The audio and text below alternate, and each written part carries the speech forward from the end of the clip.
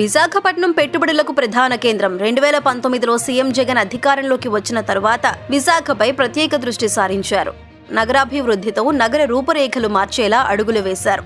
నగరానికి కొత్త ఇమేజ్ ను తీసుకురావడంతో పాటు ప్రపంచ పటంలో విశాఖని ఎలా నిలబెట్టాలనే సంకల్పంతో విజన్ విశాఖ కాన్సెప్ట్ తో సీఎం సన్నద్ధమయ్యారు. ఇందులో భాగంగానే రాష్ట్ర ప్రభుత్వం విశాఖలో ఒక అరుదైన కార్యక్రమం ఏర్పాటు చేస్తోంది. విశాఖలో పరిశ్రమల స్థాపనకు గ్లోబల్ ఇన్వెస్టర్స్ సమ్మిట్ తో ప్రమోట్ చేశారు.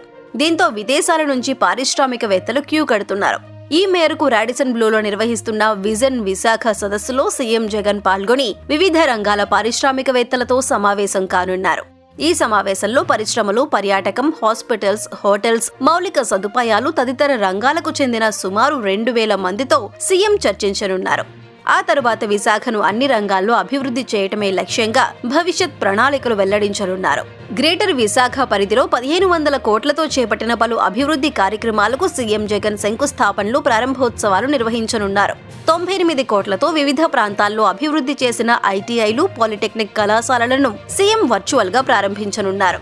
సుమారు 100 కోట్లతో ముడసర్లోలో నిర్మించనున్న జీవీఎంసీ నూతన భవనానికి శంకుస్థాపన చేయడంతో పాటు 10 కోట్లతో టర్టిల్ బీచ్ ఏర్పాటుకు శ్రీకారం చుట్టనున్నారు.